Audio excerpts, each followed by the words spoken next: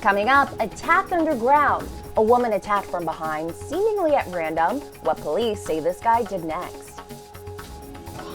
The wintry mess is gone, but not the wintry temperatures. How far we go by morning.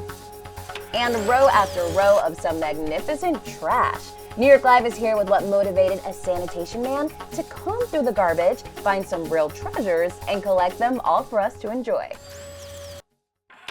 Hey, what's up? This is News 4 Now for February 25th. I'm Kay Ingram. Now, first up, it is one of the most horrific subway attacks we've seen. In fact, it's so bad, we can't even show you most of the video. Police are trying to find the man armed with a hammer, who they say beat a woman walking into a subway station. Police say he approached a 57-year-old woman from behind as she was entering the Queens Plaza subway station in Long Island City, a little after 11 last night. He kicked her down the stairs and then hit her in the head several times with a hammer and took off with her purse. The attack is so violent, we had to pause the video. The victim was rushed to the hospital and should be okay. Her name hasn't yet been released. Meanwhile, on Long Island, police are now telling us a string of pellet gun shootings could be linked to a TikTok challenge. The shootings have happened in both Nassau and Suffolk counties. This one was caught on surveillance video at the Tanger outlets in Deer Park. A 12-year-old was hit in the eye and taken to the hospital. Nassau police are investigating 4 incidents, and Suffolk police are investigating at least 2. Police believe they may be a part of a nationwide challenge on the popular social media platform. Shame! Shame! Also new, LGBTQ advocates are taking their concerns to City Hall by protesting 3 recent appointees of Mayor Eric Adams, who they say have anti-gay views. Pastor Eric Salgado, Pastor Guilford Monrose, and former councilman Pastor Fernando Cabrera have opposed same-sex marriage in the past. On Late Night with Seth Meyers, the mayor defended the hires, saying that their views, like many people's, have evolved. Protesters say these men have no business being in Adams' administration. What I'm hoping for after you hear us today, Mr. Mayor, is that you will think back to the days when you supported marriage equality, freedom, and bodily autonomy, and you will reconsider these appointments. Now, with Adams not budging on the appointments, council members are promising oversight to ensure no taxpayer money funds bigotry. All right, I feel like a lot of people would agree that one of the good things that's come out of the pandemic has been outside dining. Well, the good news for those of you who didn't want to see it go away just yet is that the New York City Council has given the go-ahead to make outdoor dining areas permanent. The full council voted to change zoning laws Thursday. Outdoor dining helps the city's restaurants and has saved thousands of jobs during the pandemic. Critics have raised concerns about noise, pollution, and safety. Hi there, I'm Storm Team 4 meteorologist Maria LaRosa. A mess of a morning, a little bit easier for the evening hours. Everything has moved out, it's dry.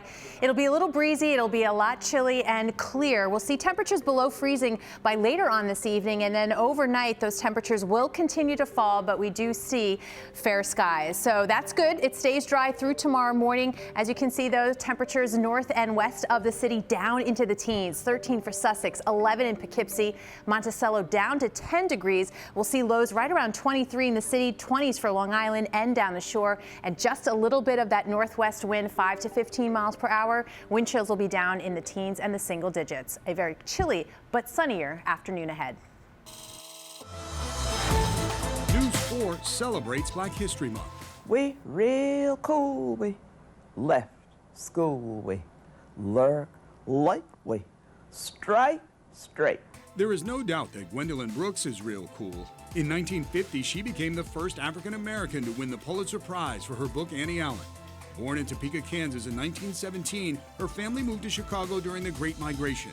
Her first book of poetry, A Street in Bronzeville, told the tale of her neighborhood. Brooks was later a regular in the Chicago Defender newspaper, a consultant in poetry at the Library of Congress, and an Illinois Poet Laureate. Gwendolyn Brooks is an author of Our Collective History, and together we are for New York. Up next, there is a very special place in East Harlem that's kind of like a museum of sorts, with a collection of treasures that come from an unlikely place. I'm talking about the trash. New York Live gives us an inside look. Check it out. Toys, cassettes, typewriters, and we got our phones, cameras, and movie projectors, and photos. We have a little bit of everything. Atop a sanitation garage in East Harlem sits a secret makeshift museum. It's a collection of the weird and wonderful. And here, the city's trash is truly one man's treasure. Nelson, what are we looking at over here? Well, what you're looking at over here is a collection of items that New Yorkers throw out every single day. 45 to 50,000 pieces in the whole collection. You got 8 tracks from back in the day. Look at all these cameras. I mean, it really is a walking history lesson, Yeah. right? Mm-hmm. That's why people come Like over a here and tour say, back in time. Then these old photos. You got photos, Oh, you can't throw out Atlantic pictures. City, Wow. 1911, 1917. You know, it's exciting when you walk through and just kind of think about like everything's like every item had a story before it made its way here. Exactly, And yeah. it's kind of fascinating getting your brain going, thinking like where was this? And what was that What did at? somebody do with this? What did somebody do with that? Oh my gosh, remember like the portable radios? That's the old taximeter? Yeah, it's the old taximeter. Even in the locker room. So Yeah. the collection spans through in here too. Yeah, everything. Oh my comes in through gosh. here. This is where everything started first. You outgrew this space. I grew this space, then did the locker room. Then when I grew out there, then I went outside and That's put everything outside. incredible. I know people can make private tours. They can make reservations for private tours. But what is your hope for the future? The hope for the future is to get a museum where people can come and see it. You know, where they don't have to register or anything. They can just go and see, go in anytime they want. This has been a pleasure. Thank Thank you you so for much. coming. I'm glad you guys enjoyed it and everything. Thank you, thank you, thank you very much.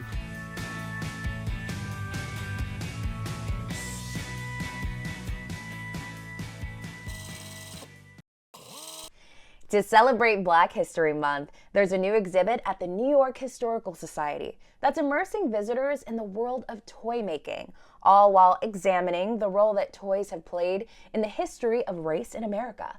News 4's Pat Battle takes us inside. From the horrors of slavery. This man is depicted as wearing one of these slave collars that were intended to prevent people from escaping. Through a fledgling civil rights movement. This is when the earliest publications are starting, so the Crisis of the NAACP, the Chicago Defender.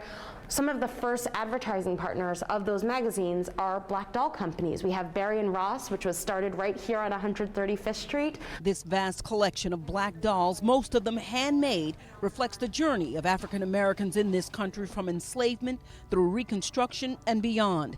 A nation gripped by Jim Crow and little girls everywhere gripping a topsy-turvy doll. And the fact that these toys that are split, these dolls that are split between black and white, are also popular in that time period, I think speaks volumes about what the country's going through.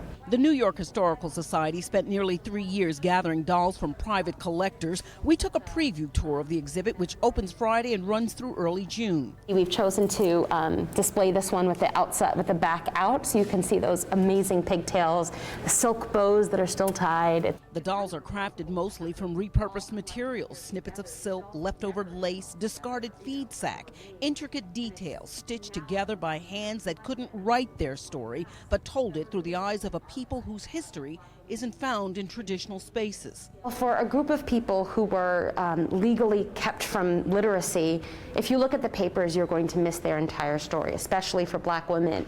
And so by looking at the dolls, what you have a sense is what they're capable of, the incredible amount of skill and know-how that goes into making a black doll, but also the creative genius. But the exhibit is not all child's play. It's meant to spark conversation about the history of race in America, its legacy depicted in expressions of resilience, pride, and pain. Seamstress Harriet Jacobs spent 7 years hiding in a tiny crawl space in her grandmother's attic till she escaped to freedom.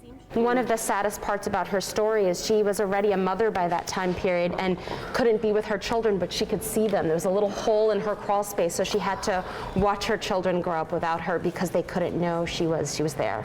The exhibit confronts stereotypes, the black woman as a domestic. While you're looking after kids, an apron would be helpful. Protect your hair from the hot summer sun and dusty roads. You would certainly want to wear a kerchief, but those items were became part of a stereotype rather than, based in the reality of the time period. The Leo Moss collection, one of only a few created by men. He would make paper mache and transform the white dolls into black dolls. The exhibit ends in the 21st century with Black Barbie and American Girl Addie Walker, a showcase of talent and artistry woven from the fabric of an America seen from a different perspective. Pat Battle, News 4, New York. All right, friends, that's all I've got for you for today. Thanks for checking in, and I'll see you back here next week on News 4 Now. See ya.